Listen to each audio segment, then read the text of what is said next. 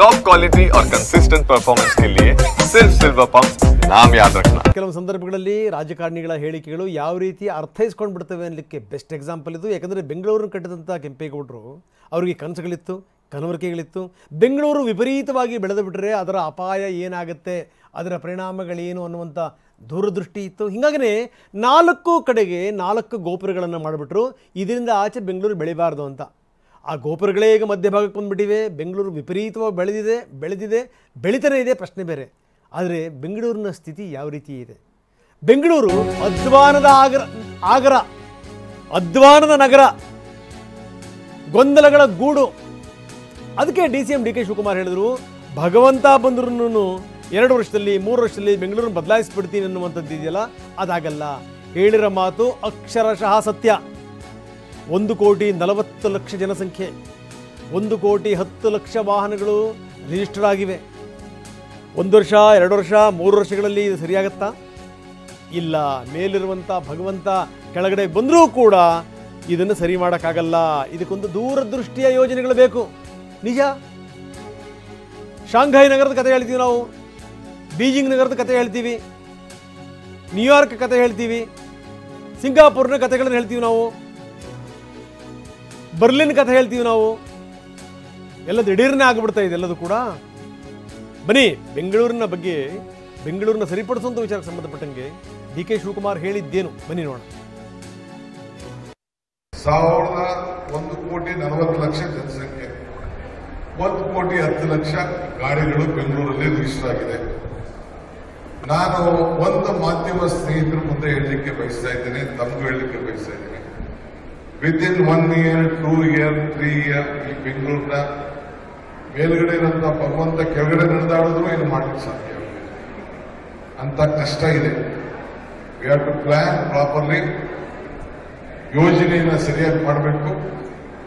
ಮುಂದಿನ ದಿನಗಳಲ್ಲಿ ಸರಿಯಾದ ರೀತಿಯ ಒಂದು ರೂಪರೇಷೆಗಳನ್ನು ಕೊಡಬೇಕು ಅನ್ನೋ ದೃಷ್ಟಿಯಿಂದ ಈ ಪ್ರಯತ್ನ ಮಾಡ್ತಾ ಇದ್ದೀವಿ.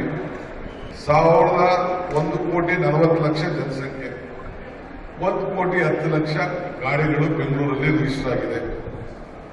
ನಾನು ಒಂದು ಮಾಧ್ಯಮ ಸ್ನೇಹಿತರ ಮುಂದೆ ಹೇಳಲಿಕ್ಕೆ ಬಯಸ್ತಾ ಇದ್ದೇನೆ, ತಮಗೂ ಹೇಳಲಿಕ್ಕೆ ಬಯಸ್ತಾ ಇದ್ದೇನೆ. ವಿದಿನ್ 1 year, 2 year, 3 year ಈ ಬೆಂಗಳೂರಿನ ಮೇಲ್ಗಡೆ ಇರುವಂತ ಭಗವಂತ ಕೆಳಗಡೆ ನಡೆದಾಡಿದ್ರು ಏನು ಮಾಡಲಿಕ್ಕೆ ಸಾಧ್ಯ ಅಂತ ಕಷ್ಟ ಇದೆ. We have to plan properly. ಯೋಜನೆಯನ್ನು ಸರಿಯಾಗಿ ಮಾಡಬೇಕು. ಮುಂದಿನ ದಿನಗಳಲ್ಲಿ ಸರಿಯಾದ ರೀತಿಯ ಒಂದು ರೂಪರೇಷೆಗಳನ್ನು ಕೊಡಬೇಕು ಅನ್ನೋ ದೃಷ್ಟಿಯಿಂದ ಈ ಪ್ರಯತ್ನ ಮಾಡ್ತಾ ಇದ್ದೀವಿ.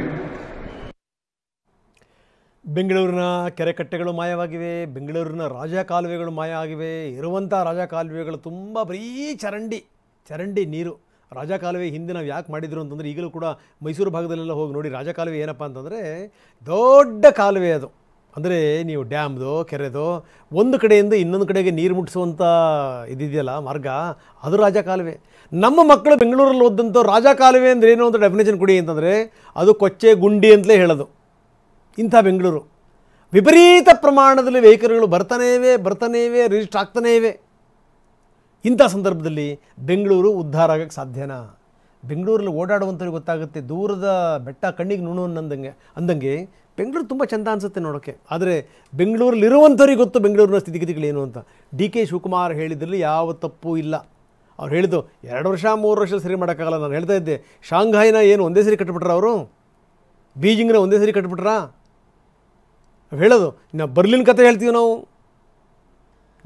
ಜರ್ಮನಿ ರಾಜಧಾನಿ ತಕ್ಷಣಕ್ಕೆ ಆಗೋಗ್ಬಿಡ್ತಾ? ಇಲ್ಲ ಸ್ವಾಮಿ, ನಿರಂತರವಾದಂಥ ಪ್ರಯತ್ನ. ಅದಕ್ಕೆ DK ಶಿವಕುಮಾರ್ ಹೇಳಿದ್ದೇನು ಅಂತಂದರೆ, ಇದು ದೂರದೃಷ್ಟಿ ಇರಲಿಲ್ಲ ಅಂತಂದರೆ, ದೂರದೃಷ್ಟಿಯ ಯೋಜನೆಗಳನ್ನು ಈಗಲೇ ಜಾರಿ ತರಲಿಲ್ಲ ಅಂತಂದರೆ ಬೆಂಗಳೂರು ಉದ್ಧಾರ ಆಗಲ್ಲ, ಬೆಂಗಳೂರನ್ನ ಭಗವಂತನೂ ಸರಿ ಮಾಡೋಕ್ಕಾಗಲ್ಲ ಅಂತ. ಇದಕ್ಕೆ ಸಂಬಂಧಪಟ್ಟಂಗೆ ಈಗ ರಾಜಕೀಯ ನಾಯಕರುಗಳಿಗೆ, ಅಂದರೆ ವಿರೋಧ ಪಕ್ಷದ ನಾಯಕರಿಗೆ ಇದೇ ಒಂದು ಅಸ್ತ್ರ. BJP ನಾಯಕರು ಏನು ಹೇಳ್ತಾರೆ ಬನ್ನಿ ನೋಡೋಣ. ಕಾಂಗ್ರೆಸ್ ಪಕ್ಷದವರು ಬೆಂಗಳೂರನ್ನು ಸಿಂಗಾಪುರ್ ಮಾಡ್ತೇವೆ ಅಂತೇಳಿ ಇವತ್ತು ಅಧಿಕಾರಕ್ಕೆ ಬಂದಿದ್ದಾರೆ. ರಾಜ್ಯದಲ್ಲಿ ಅಭಿವೃದ್ಧಿ ಕೆಲಸ ಮಾಡ್ತೇವೆ ಅಂದ್ಕೊಂಡು ಇವತ್ತು ಅಧಿಕಾರಕ್ಕೆ ಬಂದಿದ್ದಾರೆ. ಅಂಥ ಸಚಿವರ ಬಾಯಲ್ಲಿ ಬಂದಿರತಕ್ಕಂಥ ಮಾತು ಇವತ್ತು ಕಾಂಗ್ರೆಸ್ ಸರ್ಕಾರ ಇರೋ ಯೋಗ್ಯತೆಗೆ ಬೆಂಗಳೂರು ಮಹಾನಗರದಲ್ಲಿ ಒಂದು ಗುಂಡಿ ಮುಚ್ಚೋದಕ್ಕೆ ಸಾಧ್ಯ ಆಗ್ತಾ ಇಲ್ಲ. ಟನಲ್ ರೋಡ್ ಬಗ್ಗೆ ಮಾತನಾಡ್ತಾ ಇದ್ದಾರೆ. ಇಂಥ ಬೆಂಗಳೂರು ಬಗ್ಗೆ ಈ ರೀತಿ DK ಶಿವಕುಮಾರ್ ಅವರ ಹೇಳಿಕೆ ಸಹಜವಾಗಿಯೇ ಸಾಕಷ್ಟು ಜನಕ್ಕೆ ಬೇಸರವನ್ನು ತಂದಿದೆ. ಅಂದರೆ ಬೆಂಗಳೂರನ್ನು ಏನೇನು ಹಾಳು ಮಾಡಬೇಕು ಅಷ್ಟು ಹಾಳಾಗೋವಂಥ ಸ್ಥಿತಿಗೆ ಇವತ್ತು ಯಾರಾದರೂ ತಂದಿದೆ ಅದು ಕಾಂಗ್ರೆಸ್. ಬ್ರ್ಯಾಂಡ್ ಬೆಂಗಳೂರು ಹೋಗಿ ಈಗ ಬ್ಯಾಡ್ ಬೆಂಗಳೂರು ಆಗಿದೆ ಅಂತ ಅವರೇ ಒಪ್ಕೊಂಬಿಟ್ಟಿದ್ದಾರೆ. ಈಗ ಡಿ ಕೆ ಶಿವಕುಮಾರೇ ಒಪ್ಕೊಂಡಿದ್ದಾರೆ. ದೇವರೇ ಬಂದರೂ ಉದ್ಧಾರ ಆಗಲ್ಲ ಅಂತ ಹೇಳಿದ್ರೆ, ಅಂದರೆ ಜನಗಳಿಗೆ ಯಾವ ರೀತಿ ಮೋಸ ಮಾಡಬೇಕು ಅನ್ನೋ ಕಲೆ ಕಾಂಗ್ರೆಸ್ ಅವರಿಗೆ ಕರಗತ ಆಗಿದೆ. ದೇವರಿಗೂ ಕೂಡ ಸರಿ ಮಾಡೋಕ್ಕಾಗಲ್ಲ ಅಂತ ಹೇಳಿದ್ದಾರೆ. ದೇವ್ರು ಹೇಳಿದ್ದ ಪ್ಲಾನ್ ಸ್ಯಾಂಕ್ಷನಿಗೆ ಅಡಿಗೆ 100 ರೂಪಾಯಿ ತಗ ಅಂತ. ಯಾವ ದೇವ್ರು ಹೇಳಿದ್ದು? ಅಡಿಗೆ 100 ರೂಪಾಯಿ ಲಂಚ ತಗೊಳ್ಳೋದಕ್ಕೆ ಯಾವ ದೇವರು ಆದೇಶ ಕೊಟ್ಟಿದೆ? ಸುಧಾರಿಸಬೇಕು ಅನ್ನುವಂಥ ಇಚ್ಛಾಶಕ್ತಿ ಇಲ್ಲ.